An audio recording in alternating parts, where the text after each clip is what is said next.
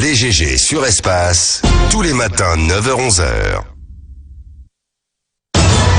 Chez les GG, nous pensons comme JMJ. Dire la vérité. La vérité, qu'elle plaise ou qu'elle blesse, est une pertinente attitude de sagesse. Le journalisme est la plus grande aventure humaine car il est mission, passion, vision, interrogation, immersion, quête de vérité et conquête d'objectivité. Écoutez les GG tous les matins sur Radio Espace en simultané sur Espace TV, Espace Région Bokeh, Labé, Zérékoré, Kindia sur 99.7, Cancan sur 99. Les grandes gueules ou 00224 664 24 80 0.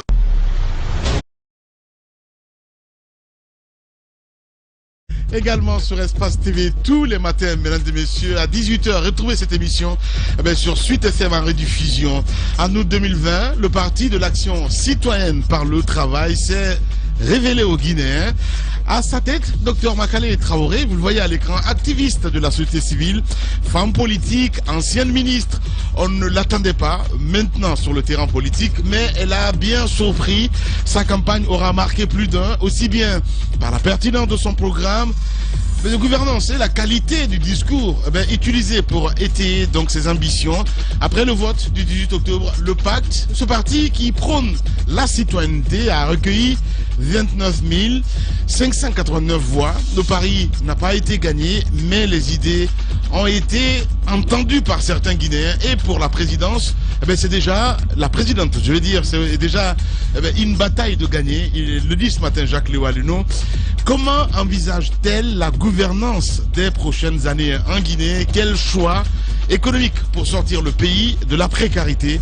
Dr Makale Traoré est présidente de Pacte. Elle est notre invitée ce matin. J'ai envie de dire un bon soussou quoi. Bienvenue. Merci beaucoup. Bonjour. Aujourd'hui la mine est sousophone aujourd'hui Alors bonjour à tout le monde. Bonjour docteur. Bienvenue. Faut décrisper un petit peu. Bienvenue donc dans les grandes gueules. Il y a longtemps qu'on ne vous entend pas. Vous étiez allé à l'étranger, à l'extérieur. Un petit moment de repos après la présidentielle où vous aviez besoin de vous éloigner un peu du pays. Je pense que en politique, les mots sont importants. Ouais. C'est quand on a quelque chose à dire, je pense qu'il faut s'exprimer. Ouais. Parce que les mots tuent, les mots arrangent, les mots dérangent. C'est très important de les peser quand on est en politique. Ouais. Donc d'où ce silence. Oui. Ok. Alors il y a ceux qui disent, des observateurs qui disent que il y a deux Guinées maintenant. Il y a la Guinée d'avant la présidentielle, les législatives, le référendum, et la Guinée d'après. Après tout ce scrutin là. Est-ce que vous voyez la même chose au regard de la recomposition du paysage politique? Certainement que les masques sont tombés, vous avez appris beaucoup de choses avec un peu de recul. Comment vous voyez la scène politique, cette recomposition de nouveau? Justement, parce qu'on parle d'Anad, entre autres, de pas mal de choses. Allez-y. Oui, c'est sûr que nous sommes en pleine recomposition. Mais d'abord, les quelques leçons que j'ai tirées de ces élections, c'est que notre pays connaît vraiment un abandon de valeurs qui sont quand même essentielles pour nos cultures et pour nos pays, la fraternité, la famille, et l'amitié. Et la politique est en train de tout fouler aux pieds et c'est dangereux. Donc il est important, je pense, en ce moment, d'interroger l'ordre social et de dire très fort le parti pris qu'on a par rapport à la justice et à l'égalité et aussi par rapport au fait que la pauvreté n'est pas une fatalité et qu'on peut y apporter quelques solutions. Justement, allez-y Tamba. Oui, c'est quand même un environnement de crocodile. Vous le dites, il n'y a pas particulièrement d'état d'âme. Le fait politique, c'est celui-là qui est finalement prisé jusqu'à un certain niveau. Mais moi, la question que je pose, c'est comment vous retrouvez à l'intérieur, comment vous réussissez à poser vos marques, à vous démarquer de ce qu'on a l'habitude de voir dans le quotidien des prises de parole, mais également dans le quotidien des valeurs et des principes défendus. Vous savez, j'ai une petite expérience quand même de la Guinée et de l'évolution sociopolitique de notre pays. Et j'ai pu observer ce qui va, ce qui ne va pas. Et j'ai été longtemps dans la société civile, mais vous savez que dans la société civile, vous interpellez, vous critiquez, vous faites des propositions, mais la décision, c'est en politique. Et c'est très important de s'engager en politique pour être autour de la table et défendre les idées qui nous sont chères. Et voilà pourquoi je me suis engagée en politique. Je crois que l'être humain est au-dessus de tout et que sa vie est sacrée. Et que le souci de l'être humain, sa contribution à la vie sociale, sa dignité, son intégrité sont importantes à défendre. Et c'est pour ça que j'ai pensé une structure citoyenne, qui met en avant l'amour, l'attachement au pays, que intrinsèquement une politique telle que ça se fait jusqu'à maintenant. Parce que, par exemple, moi, j'ai pas envie que quelqu'un meure pour moi, mais j'ai envie que quelqu'un meure pour son vie. On va peut-être y arriver certainement, mais on observe quand même ce qui est en train de se faire. C'est Cellou Dalein Diallo dans sa prison à ciel ouvert. Les opposants, tous les opposants d'ailleurs autour en ont fait déjà les frais. Des opposants politiques emprisonnés. Mamadou Sylla qui revient en force, chef de file de l'opposition, qui le clame finalement.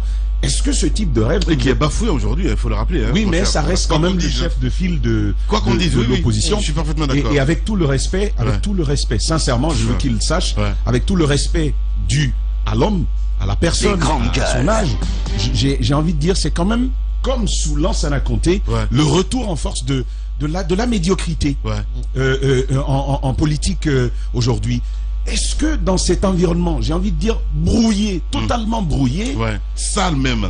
Oui, c'est le mot. Merci de l'avoir dit, parce que j'y pense. Oui, c'est ça. Mais je ne le dirai pas.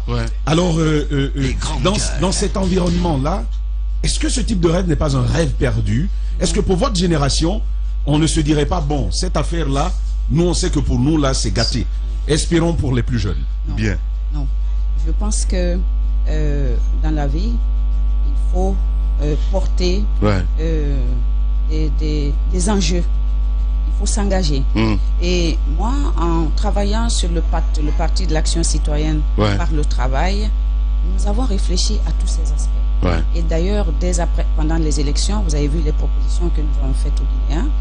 Et dès après ces élections, nous avons commencé à travailler sur quelque chose qui nous manque et que nous devons absolument conquérir, c'est la citoyenneté. Vous savez, quelles que soient les lois de votre pays, si vos populations ne comprennent pas, la situation est difficile. Et donc, nous avons à éduquer nos populations à la citoyenneté au-delà de l'ethnie. Ce n'est pas une affaire facile, mais c'est un challenge et chacun peut jouer sa partition. Donc nous, par exemple... Oui, on comprend, mais la question de Tamba, c'est de voir... Non, mais je n'ai pas envie, je n'ai pas envie, moi, de rester sur des constats. Vous savez, les constats, on les fait aujourd'hui tous. Je comprends très bien. Et d'ailleurs, dans vos émissions, tous les jours, ce sont les constats, on parle des mêmes personnes. Je viens pour apporter une contribution à une autre façon de faire la politique. Et je suis convaincu que c'est possible, sinon je le ferai pas. Nous en sommes preneurs parce que docteur, parce que Dieu merci, on a docteur aussi en studio, j'allais dire en classe. Docteur Ousmane Kaba est venu avec le même discours. Au-delà des constats, je suis venu pour apporter une contribution précise. Il dit, il faut éduquer. Ce discours sur l'éducation politique du citoyen, il est connu. Il n'est pas nouveau. C'est pourquoi on dit concrètement, qu'est-ce qui va faire que le pacte va se démarquer, va en faire signer ce pacte social. Trois choses. La première, c'est que dès jeudi prochain, nous lançons une série de formations de l'ensemble de nos responsables à la base. Nous aurons les premiers responsables des 38 circonscriptions de la Guinée à Conakry. Ils vont être formés... Vous voulez dire des communes, les 38 communes. Oui, tout à fait. Et donc, qui vont être ici à Conakry pendant 4 jours et qui vont être formés sur les valeurs la vision, la nouvelle conception de ce parti qui est fondé sur la citoyenneté et non sur le militantisme, pour qu'arriver sur leur site, qu'ils puissent restituer de la meilleure manière possible. Ça, c'est la première série d'activités que nous lançons. Parce qu'aujourd'hui, les gens s'engagent dans les partis sans vraiment savoir pourquoi, qu'est-ce que le parti... Par exemple, on n'a pas de communicant, par exemple, il est interdit de parler d'ethnocentrisme, etc., etc. Il y a des valeurs que nous allons passer à nos responsables. La deuxième série d'activités va être un ensemble de tables rondes sur des thématiques en lien avec la citoyenneté. Citoyenneté et argent, citoyenneté et militantisme, citoyenneté et corruption. Et ça va être élargi aux autres partis avec des thématiques qui sont confiées à chaque parti pour que ce débat soit ouvert. On ne débat pas en Guinée et les intellectuels sont devenus muets, peureux et parfois attendent d'être validés par le pouvoir pour s'exprimer. Il faut créer un endroit, tout commence par la réflexion. Et puis, la troisième activité qui va suivre, nous allons essayer d'instituer un colloque annuel. Un colloque annuel qui va réunir des spécialistes, des intellectuels, des hommes politiques, les hommes du média pour réfléchir à ce que nous voulons faire de notre nation les prochaines années. Mais de façon inclusive. Je comprends. Et je crois beaucoup à cette démarche-là.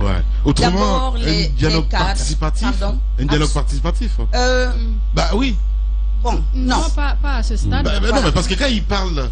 je parle d'un colloque. Formation. Un colloque, au sein de son parti. C'est une rencontre scientifique qui fait des propositions qui deviennent après une espèce de gouvernail avec une évaluation annuelle. Vraiment, ça va être colloque annuel qui va nous permettre de regarder ce que nous faisons, ce qui a marché, ce qui n'a pas marché, mais vraiment au-delà des passions tristes, comme le disait Spinoza, j'aime bien les grands auteurs, et les passions tristes. Il faut avoir des passions qui nous fassent avancer dans notre pays. Vous savez, ça peut paraître aujourd'hui anodin ou rêveur. Moi, je veux bien. Quand j'ai dit que je me lançais en politique, avec les idées que j'avais, il y en a qui n'y croyaient pas. Mais après, ils ont vu ce que ça a donné. Nous avons un programme. Ce programme-là, il faut que tous les responsables du parti, je finis s'il vous plaît, il faut que tous les responsables du parti maîtrisent ce programme et l'expliquent à la base. Souvent dans les partis, les gens ne savent même pas pourquoi ils y adhèrent. Ils adhèrent à cause de la tête du leader. Je ne veux pas que ce soit ça.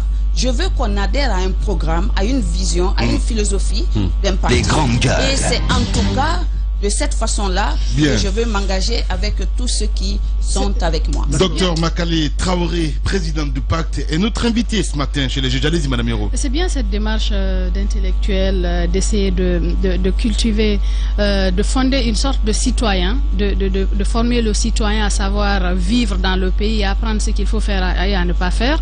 Mais ça, c'est les démarches de votre parti, les idées que vous voulez mettre en œuvre. Mais vous êtes un parti politique dans un ensemble. Aujourd'hui, la question d'actualité, c'est le dialogue. Le dialogue permanent qui a été mis en place. Quelle est votre vision? Comment vous partagez cette idée qui est là? Comment vous aimeriez que ce dialogue s'entame dans notre pays? Bon, je pense que les Guinéens savent que je suis une femme de dialogue. Hein?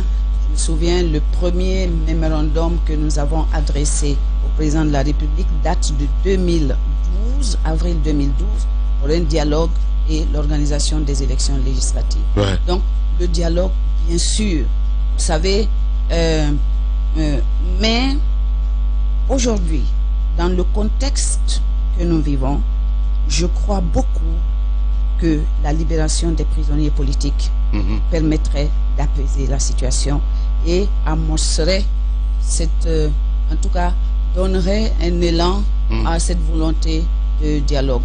J'ai vu hier Fodé Ousso. Encore des concessions, qui a été empêché d'aller se soigner. Il risque de perdre la vue. Je l'ai vu hier. C'est quand même difficile, ça. C'est difficile.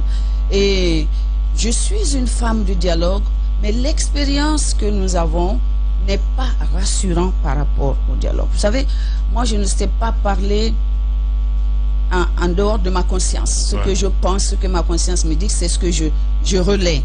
Le dialogue en Guinée n'est pas un dialogue franc, n'est pas un dialogue sérieux, n'est pas constructif et parfois il est exclusif. Et ça, ça ne nous fait pas avancer. Mais je pense qu'aujourd'hui, s'il y a un geste du président de la République envers des personnes qui, je pense, pour la plupart en tout cas, sont en prison à cause de leur idée, pour moi, c'est difficile à accepter. Mais que faites-vous de la justice dans tout ça? Parce que vous parlez de concession, à dire, si on libère les prisonniers, c'est déjà un grand pas. En même temps, non, mais attendez, nous sommes les premiers à jeter la pierre sur la justice, madame. Non, s'il y a quelque chose à leur reprocher, qu'on fasse vite, qu'on mette ça sur la table. Qu'on mette sur la table. Mais vous savez, notre pays a une histoire compliquée. Notre pays est un pays qui a une culture de violence, une culture d'accusation, une culture de fabrique d'accusation. Ça, c'est notre histoire. Moi qui vous parle, j'ai été écouté pour déstabilisation et renversement du régime. Oui, ok, on vous a interpellé. Oui, okay. Non, j'ai été entendu. Écouté, entendu, d'accord. Entendu. Ouais, alors, quand on me l'a dit, c'est-à-dire, j'ai cru tomber du ciel, quoi. Wow. Je dis, vous m'entendez pourquoi? On vous entend parce que, voilà, par rapport à la déstabilisation et à la tentative de renversement du régime en place et du président de la République. Wow. À la veille des élections ou après? Non, après. Après les élections. Après les élections. Ouais. Donc, à partir du moment où vous avez vécu ça, vous doutez de tout. Ça, c'est du vécu. Et le professeur Alpha Condé a vécu pareil. Vous savez, en 98, il a été arrêté. Et je me souviens déjà, en 98, on ne me connaissait pas là, mais dans les universités ou dans le milieu du privé. Et ATT est arrivé ici, il organisait une conférence à Malero Palace. Et tout le Gotha guinéen était là. Je suis arrivé, j'ai levé le doigt au fond. Ah, il me dit, il y a une femme au fond qui lève le doigt. Je l'ai interpellé. J'ai dit, vous êtes un frère d'armes du président Lansana Conté. Ne pouvez-vous pas intercéder auprès de lui pour qu'il élargisse le professeur Alpha Condé? Ça sera un grand geste d'apaisement social. À l'époque, ce pays était chaud. Et je ne connaissais Alpha ni d'Ève ni d'Adam. Mais j'ai vu à la télé ce qu'on avait exposé comme motif d'arrestation. J'ai trouvé que c'était léger. Et je suis réfractaire à l'injustice. Et ces pratiques-là continuent parce que le système est toujours là. Naturellement, on avait espoir que cela allait changer. Mais je crains que ça ne s'empire. Donc, de la même façon que j'ai demandé hier que vraiment il soit élargi, de la même façon, aujourd'hui, je demande vraiment, si justice il y a, qu'on rende justice. Justement, madame la présidente, on va revenir sur cette audition, parce que c'est important. Hein. Beaucoup de personnes vous écoutent en ce moment. Quand vous dites, vous avez été auditionné, on vous dit, tentative de coup d'État, assassinat, enfin bref, j'ai écrit parce que ça m'a tellement traumatisé. Déstabilisation et tentative de renversement du régime en place et de l'actuel président de la République. Je dis, moi, Makale Traoré, on dit oui. Est-ce qu'ils ont brandi des éléments, des approches, des fréquentations que vous avez eues, des coups de fil que vous avez passés? Ça s'est passé comment? C'est chez vous, on est venu vous trouver ou bien on vous a interpellé? Non, on ne m'a pas appelé à la DPJ, mais l'équipe de la commission rogatoire est venue m'interroger à mon bureau, à Dixine. Alors, quels sont les éléments qu'ils ont pu brandir? Quelques pistes? On m'a posé des questions classiques, quoi. Qui vous fréquentez, qui vous voyez? Qui vous fréquentez, est-ce que vous avez une... Toi, ta question que tu m'as posée ici. Peut-être qu'il fait partie de cette commission. Ta question. Quand je sortais de là, tu me dis, alors, docteur, si le président Selou me demande de le rejoindre au second tour, vous acceptez? Je dis oui, parce que c'est le guinéen. Pour moi, je veux dire... c'est pas un extraterrestre. Bien. Si j'ai des idées communes avec lui, why not? Ouais. Pourquoi Maintenant. Pas ouais. Donc, je crois que Moussa, c'est toi qui m'as créé. Docteur, Parce qu'après, on m'a demandé quelle alliance. J'ai dit non, moi je suis dans aucune alliance. Et il y en a aussi qui... Il faut que notre pays change. Vous savez, on a eu une conférence de presse de tous les candidats à mon siège. Ouais. Et moi, je recevais, et celle était à côté de moi. Et par hasard, par pur hasard, j'étais en vert et celle était en blanc. Ok. Mais vous savez que cette image, les gens ont pensé que ça y est, une interprétation. C'est-à-dire, on est tous traumatisés. Les Guinéens, on est tous traumatisés. Ouais. Et Moussa Yoro ne minimise pas ce travail qu'on est en train de faire. Il faut qu'il commence. Il faut qu'il commence. Le travail sur la citoyenneté est galvaudé un peu jusqu'à maintenant. Mais il faut qu'on aille à la base et qu'on explique aux populations. Bien. Très important. Allez-y, mon cher Antoine. Oui, Madame Makale, vous me tendez la perche par rapport à la question toujours liée aux élections présidentielles. On sait qu'à ce jour, beaucoup de leaders politiques sont empêchés de quitter le pays, qui ont pris part aux élections. Récemment, la justice a dit que la liste serait étendue. Est-ce qu'on vous a empêché à un moment donné de quitter le territoire national? Si oui, pourquoi? Et votre avis sur cette décision qui empêche des acteurs politiques de quitter le territoire national? Bon, en ce qui me concerne, j'ai été entendu par la commission. C'est après ça que j'ai voyagé. Donc je pense que je suis libre maintenant de monter et de descendre, mais j'ai quand même posé la question si tous les candidats avaient été entendus. On m'a dit non, c'est certains candidats qui ont été entendus. Bon, donc je faisais partie des candidats qu'il fallait entendre. Sur la question de la justice, franchement, il faut que notre pays bouge. Vous savez, nous avons un pays en désordre. Les grandes gueules. Il faut qu'on en prenne conscience parce que personne ne viendra faire à notre place. Il faut qu'on en prenne conscience. Et aujourd'hui, nos différences ne doivent pas justifier l'inégalité entre nous. Et c'est ce qui se passe, même au niveau de la justice. Vous en avez? Parce que la question, je la pose, c'est par rapport à des règlements de compte dont certains parlent. Je sais que votre époux a été débarqué de son poste lorsqu'Alpha Condé a eu son mandat pour la 4e fois. Troisième fois. Pardon. C'est le premier acte qu'il a pris. C'est ma langue qui a trompé mon esprit. Le premier acte de la 4e République. Voilà. Votre mari a été débarqué de son poste. Le premier décret de la 3e République.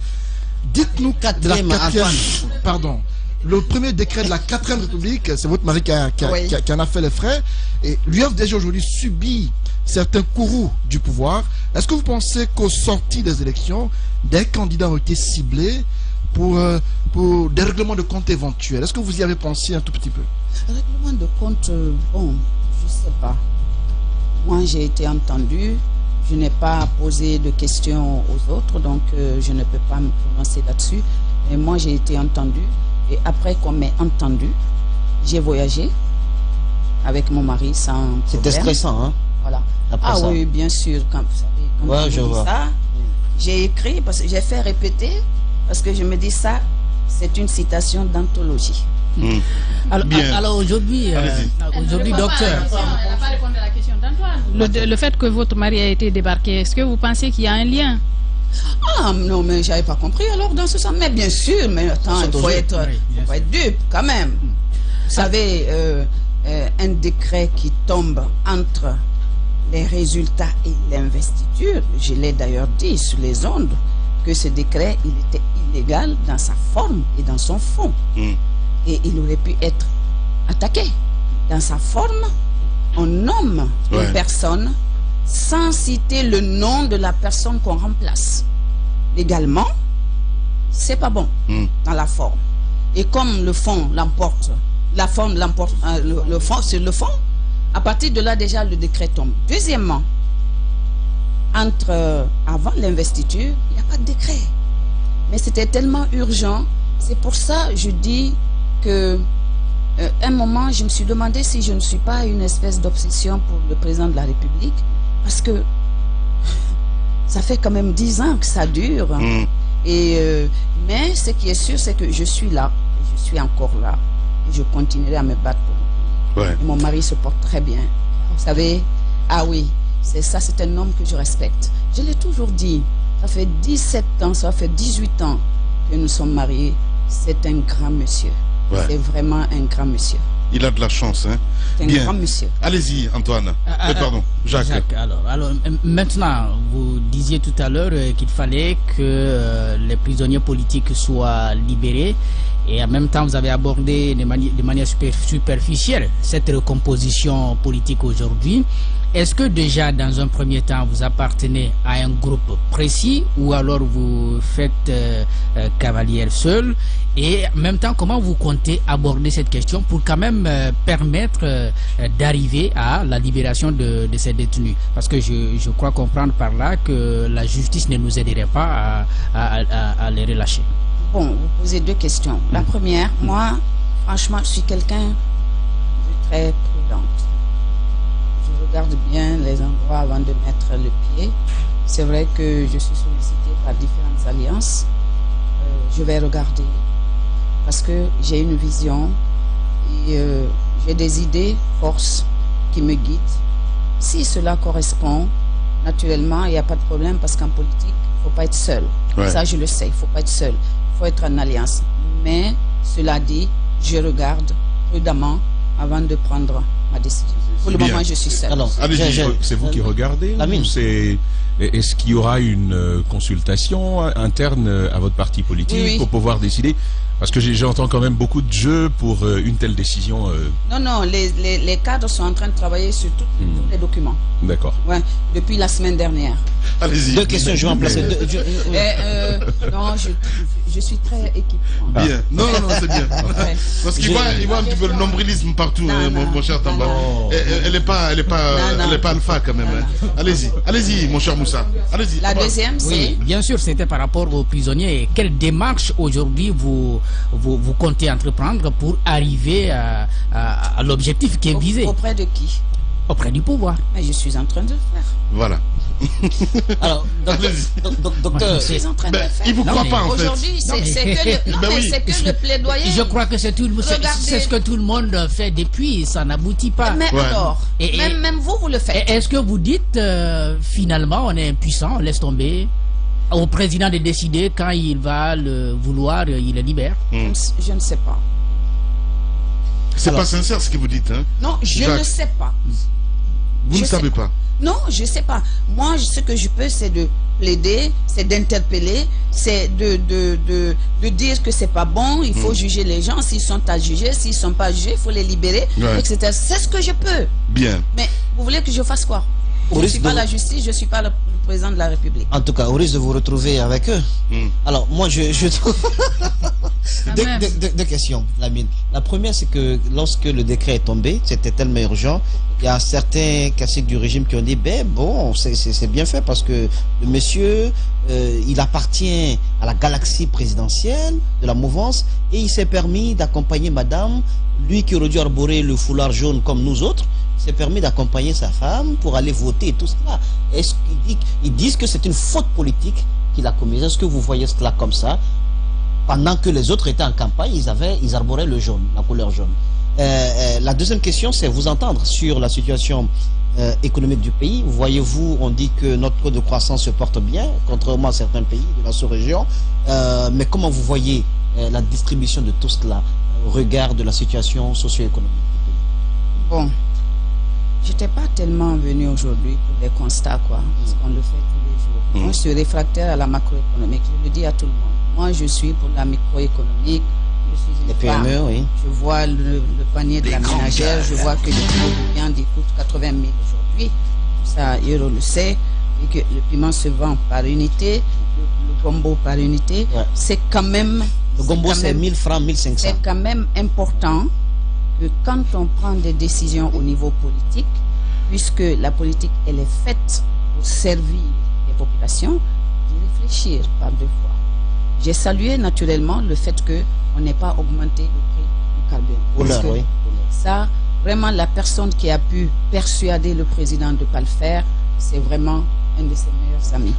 Donc ça, c'est ce que je peux répondre. Moi, la macroéconomie, elle sert à expliquer certaines visions, une certaine vision internationale de l'économie. Mais les choses ont évolué. Nos pays ont leurs spécificités. Nous avons nos problèmes. Il faut que... On a quand même, vous comprenez quand même la nécessité d'y aller parce que la microéconomie s'y insère et elle est même conditionnée par le contexte mondial. On l'a vu avec les crises. Il faut bien conceptualiser ce que nous voulons faire chez nous. C'est très important.